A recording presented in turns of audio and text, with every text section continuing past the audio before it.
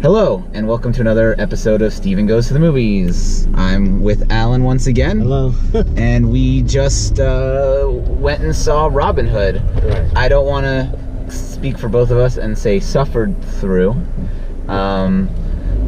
Listen. There were a lot of really negative headlines before this movie, before we went to see it. So I kind of like got myself ready to really despise it. Yeah. And as the movie started, I could feel myself trying to hate things more than I should because of what I was reading. So I didn't hate it. Me either. I didn't hate it. I think it was not well made. It was not well made at all, and I think some of the choices they made with the story were bad. Yeah. But I didn't hate it. I was just like, oh, you know, this is kind of just a campy. It's generic action film set in the medieval times. Yeah, basically. Right. I mean, it was complete with car chases. If you replace cars with carriages and horses, it had. They treated the arrows like they're like assault rifles. Or something. They treated. Well, first off, they. Listen, when the first thing in the movie was a machine gun, an arrow machine gun, I knew we were in for something special. Yeah. The movie is about Robin of Locksley. Yeah. But this one, it starts a little differently. This is like the origin story, which I guess we've never really gotten before. No, it usually starts like in the middle, in the Crusades. Oh. Yeah, like I watched Robin. Oh, you know what? Men in Tights does too. Yeah. You're right. Okay. So never mind. That's how he meets Azim and everything. So I take that back. Well, don't you mean John? Well, yeah, they have the Azim character, but then call him John, like Little John, and I'm like, that's not. Just like Tuck was in it, but they never called him Friar Tuck. He was a friar, and his name was Tuck, but they never put the two words together. Just like they never actually said little, he just kept calling him. He kept saying, "I'm John." Yeah. Well, they gave him the quarterstaff as his weapon. And he had the quarterstaff. Yeah, and he lost a hand. But anyway, so the movie starts out in Afghanistan, in the Iraqi War. Yeah. Oh wait, no, sorry, I mean the Crusades. Yeah, the Crusades. Even though they were making it play like it was the Iraqi War. The whole thing with a romance between him and Marion. Oh yeah, they started them as in they'd already been together. A noble lady. She's a commoner, and I guess that's the whole story. And she was like trying to steal his horse. Right, she was gonna steal his horse, and he basically said, "You can have it." And then they fell in love. Yeah.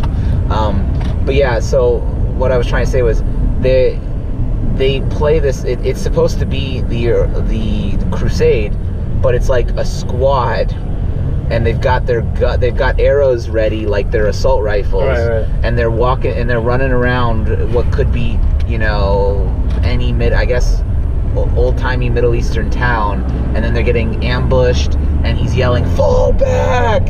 And we need a diversion, and all this. But yeah, it was basically like modern warfare in the Crusade times, right? And it was laughable. Yeah. Which is why at first I was like, I was making it more upsetting than it was because of the reviews, So then we find out Robin's got a conscience because he doesn't want to kill an innocent guy, and he tries to stop it, and then they wound him to send him back to send him back, which is different from the story. It is, yeah. It is. He escapes from a prison and he frees Azim, and that's how Azim repays his life debt. But this is when it's like he tries to save his son's life. Yeah, I mean, I guess we can go into like spoiler warning. I mean, it's not that big a deal to tell this, to kind of give up the story of this movie. But like the whole thing with John / Azim / whatever you want to call him, the whole thing was like he stowed away on the boat for 3 months just to follow Robin back to Nottingham, which I don't. Tell me if I'm wrong, Alan. What? If this is the first time in a Robin Hood movie that Nottingham is basically like center of power in the England universe? Because this movie made it seem like all the money for the war is coming from there and nowhere else. Yeah, that they did kind of a weird thing like that. Yeah. I didn't get it. And then not to mention that, but then every time they're raiding their townspeople, or the mine as they call it, but every time it's the slums, but every time they raid them, they're pulling out gold plates and bowls and things that you wouldn't think that people who live in the slums would even have in the first place, but B, after years of this taxation, how could they still have that left? And I just didn't get it. Like, how could they be pulling all this like wealth out of these same people for over 2 years now? Right. I mean, when Robin sneaks into the treasury, he sneaks in underneath a cart full of like goods that have been seized. But again, it's all like gold stuff. That like, where did they get this from? Yeah, it doesn't really make much sense. It doesn't make. It was just they were just trying to drive the plot. It's like this like political message they're trying to drive. And then they made the sheriff of Nottingham goes on a ramble about how the enemy considers us like, you know, that they're gonna come for us at home, and then we have to guard ourselves, and like, yeah, like that's like a total Trump. It's very much Trump-esque. Luckily, the people didn't seem to be like stoked up or afraid, right. Because then we've got the two characters of Marion and her now boyfriend or fiance or whatever they are. I forgot his name. Will. We have these two characters who are now like the voice of the people who go to these meetings. And then to go further, then they bring up how Robin of Locksley is back, and we can't vote on this taxation bill until he has a say. And I even said out to Alan, I go, yeah, because one vote won't change anything. I didn't understand, because then later when they show the nobles, it's just a bunch of old men that look like they're from the church. Right. And Robin, a young man. And it didn't make any sense to me. These are the nobles I mean, who are they representing? Who are they there for? None of it. It was very confusing. Yeah, it's very base. Don't really expect much. Right. You don't want to be critically analyzing like we are doing. They kind of play like him off like as a Batman type of character, because during the day he's Robert Locksley. He's whining and dining with the villain to get information out of him, and then, you know, at night he's stealing from him. And I don't know. And all the scenes were just like montages. There was like a couple set pieces, but like mostly it was montages. And the whole scene, the whole chase, not even just the first scene where he's going through the mine, the mining town, and he's releasing the gold to everybody, and there's like shoots of fire. Literally every shot had a flash of fire in the background. I was just like, what are they trying to? Super anachronistic. Yeah, because like it's like the people kind of wear like not modern clothing. It's almost like steampunk. It was very steampunk. I mean, they had like machine gun weaponry. They had a bazooka arrow launcher thing. Yeah, like there's things that never existed. They had like a dynamite stick on a fucking arrow at one point. Oh yeah, they did that twice. They used it once as a flare to call for artillery support, which was catapults, and then later they did it again when he fired it at like the cart, and then they got knocked off of it. So yeah, I mean, there was just a lot of stuff that like you just can't think about it. What did you think about the performances? What did I think about the performances? I gotta say, I don't think I was a big fan of Marion's acting. She was pretty good. She was pretty in an awkward way. Like, she wasn't like classic pretty, which I thought was a nice touch that the movie didn't go with just like, you know, Gal Gadot or Anne Hathaway or something like that, right? They went with like an unknown actress, which was cool. But like when he's like, who would have thought 4 years ago, before I left, I would have just been happy drinking wine and sitting around with you all day, and now I'm leading a revolution. And she's like, I saw it. It's like, Yeah, it was what? I like Targon Egerton. It's pretty charming. That's Robin Hood, Yeah, right? Robin Hood. Yeah, listen, the actor who played Robin Hood, Targon, he's a good actor. He should be Oliver Queen, maybe. Yes! Yes! He would be a great Green Arrow. Yeah. He would. Or the actor from the show would do just fine in a movie as well. Right. But he would do well in that. He's a good actor, and he commits to his role, whatever role he takes, and he does a decent job in it. Will, I thought, was, you know, all right. Who was he? He almost looked like Henry Cavill, but I'm like, Henry Cavill. No, he was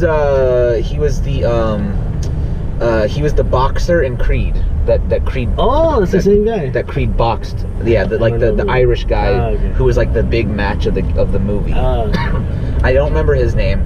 He was okay, right? It was a twist at the end, right. Because who we thought. Oh yeah, they sequel bait like it's. So they sequel baited it, and B, they tried to make it seem like it was a prequel type movie, because who we always thought was the sheriff of Nottingham in all the other movies, it's actually this guy, not that guy who, you know. I think that's what they were trying to go with on that one. So. Yeah. I thought Jamie Foxx's accent was really weird. Yeah, Jamie Foxx, again, I'm not the biggest fan of him. And he like chews the scene. Yeah, I'm not the biggest fan of him as an actor. There was the first scene in Nottingham between Robin and John. I even said to Alan, I was like, they're literally like fighting with each other and yelling at each other, and yet nobody in the background is paying any attention at all. Right. And it just, every time Jamie Foxx was in the movie, it kind of felt out of place. Yeah. And I didn't like the makeup job. Well, that's I know it was like yeah. I know why it was there, but I felt like they felt like they needed that. Morgan Freeman had the same thing in Fair enough. I thought the guy from Rogue One, villain. Oh yeah, I'm not sure his name either, but he played Sheriff of Nottingham. I like him. I liked him, but also I felt like if he had played the role a little, some of his scenes were too serious. Yeah. Like, it was a campy movie, but he was playing the part straight. Yeah. And it didn't always work for me. Like that whole awkward exchange where he was talking about when he was a kid and how he got beat. Yeah. Like, that scene was super cringe. Because I almost was worried when he brought up broomsticks. I thought he was going to go into like child molestation. That's what I thought he was implying too, because like he was talking about church and boys. I was like, oh, right. And he was talking about getting whipped with this dark. What? And then he was talking about getting whipped with canes, and then all of a sudden he said, and then when they brought out the broomsticks, and I was like, oh, I don't want to know where this is going. Yeah. It was a little. And he throws it at his face at the end. And that felt unnecessary at the end there, just to throw that line in. And I really didn't understand why they would make this guy the new sheriff of Nottingham. Will, why would they make him the new sheriff of Nottingham when he comes from the lower class, and all the lower class people left with Robin? Right. So now it's just the middle and upper class people, but they're gonna follow the word of this guy that was below them. Because they just set him up to be like the rival to, Robin Hood. That's why. I mean, and now in their supposed sequel, they were fucking making, which they won't. I hope they don't. I really hope they don't, because like you were saying before, is that it was such a forced revenge. Yeah. I mean, he saw them kiss because they were lovers before, right. And that made him so angry that now he is like disavowed them. Yeah. And not to mention when he's talking to the people as their new sheriff, he's all bloody. You know what it is? It's pretty much Two-Face. Well, same shit happened. When I first saw him like kind of like facing one way and talking to them, I was gonna swear so hard that when he turned his face, it was gonna be the exact same like total burnt out Two-Face makeup. But instead, it was just one little cut and blood all over, and they didn't. I think it was supposed to be like a burn. It was just really bad makeup. It was really bad makeup because it just looked like blood, and that's why I was like, why didn't he just like wash up before he gave a speech? Right. You know. Yeah. Another thing that Alan wanted to bring up, right, was that it was a Chinese produced movie. Yeah. I don't know. They're making like a lot more films now. Oh, it seems like every other movie that's in theaters is a Chinese production. Yeah, like westernized films is kind of awkward because like they had the Meg earlier this year. Yes. Well, they had a lot. They had Meg. They had The Great Wall. Right? The Great Wall. They had the Muppet one. Oh yeah. Oh, don't hit me. The movie with the Muppets and the detectives and stuff. Oh, the Happy Time Murders. The Happy Time Murders. That was another Chinese. That was an H Brothers movie. Right. I can't even think of what else, but like, the burning skyscraper one. Oh yeah, Skyscraper. Was that what it was called? Skyscraper. That was another one. Just a ton of them. At least earlier in the year, it seems. Right. Now that we're in the fall, I guess, and the schlock is done. Yeah, they're a big market because I guess they're the ones that made Venom like pop over like all the X-Men movies. Really? Yeah, make more money than them. Wow. And Crazy. Venom threw in like a little pandering to them by having them crash in China. Now that I think about it, this was the first Chinese produced movie that I don't think had a Chinese character in it. No. Because almost every one of them, like, it seems like a stipulation is to have either a set piece or a character. This one was like totally disguised. Hey, this is a Western film. Yeah. I gotta say, our audience, it wasn't a full house at all, but it was pretty funny how there were some people that clapped at the end. Again, you didn't hear it? No, I didn't hear it. We just talked about that last night, how after Creed 2, people were clapping. There were more people. This is the audience, the freaking holidays brings out. Yeah, there were more people in this theater that clapped at the end of Robin Hood than clapped for Creed last night. And I can't believe you didn't hear it. It was literally everyone behind us started clapping. I didn't hear it. I was shocked. And then like there were a couple beats that people laughed at in the theater that I thought was like, why did you laugh there? I can't specifically remember them right now, but I remember like it wasn't really a joke. Like Marion made a comment and then someone laughed, and I was like, why? So it's just little things like that. I mean, I guess maybe I'm not the best audience for this movie. Yeah, it's just kind of a dumb movie. It was a dumb movie. So, I mean, as we kind of said, we didn't hate it, but yeah. I would say like if it's on Netflix one day, go ahead and watch it. But that's about it. Yeah, I agree completely. Or on TV, if it happens to be on TV and you got nothing to do, it's not set it to that channel. It's and like it's okay. If one dumb action movie to pay money to go see, it's fuck that. Not worth money. Not worth it. Even like we used our AMC stubs. Yeah. But if we hadn't, the morning show would have been like $7.50. Yeah. And that's still too much. Yeah. Like maybe if you've got like a discount theater where tickets are like $3. Yeah, I guess. And you have nothing else in your life to do for the next 2 hours. Right. Go put $3 into the movie. Like Why Creed not? or Wreck-It Ralph. But yeah, given the other movies that are coming out, whether it's Creed or Wreck-It Ralph, or even like we're gonna go see Green Book. The Green Book. Like I would say anything else above this, if you had to choose one this weekend. Right. Okay, so there were a couple trailers. We've seen the trailer for Mortal Engines, but we haven't discussed it yet. Alan, what are your thoughts? I think it's gonna be really bad. Really bad? Yeah. Why? It's just there's some cringy stuff. It seems like a lot. In the beginning. It seems like there's a lot going on at once. They're trying to explain this whole world, build all this world, and it's just like, I don't know, like, if it was like an adaptation of something I read, maybe I would be more excited. I mean, listen, it's Peter Jackson. And what has Peter Jackson not done adequately? That's true, but it's just, I don't know. Right? So, like, because it's Peter Jackson and because we have AMC Stubbs A-List, I'll definitely be seeing this. We'll be seeing it in, like, IMAX or something crazy. Sure. But yeah, just looking at the trailer, if I had to pay for a ticket, I probably would wait to see what other people think first. Yeah, I don't know if I'd see this. It would be something I'm going to go line up, like, opening night for. Yeah. Next up was Aquaman. I know we've kind of talked about it before, but they had a completely different trailer today. Like, totally different, and it actually got me excited about the movie. I mean, listen, William Dafoe is not exactly a sign of good things to come when it comes to... No, I love William Dafoe also, but when it comes to, like, like comic book movies and stuff like that, he's more of a campy guy. I mean, he was in Great Wall. He made, the Green Goblin. He did make the Green Goblin awesome. This is true. At least in the first one. That was the only one he was in. No, didn't he have like a flashbacky thing or something? Like, it was in like a memory. Oh yeah, he did have. Boom! Where he would talk to his son. Exactly. Alive. Thank you. I didn't like that.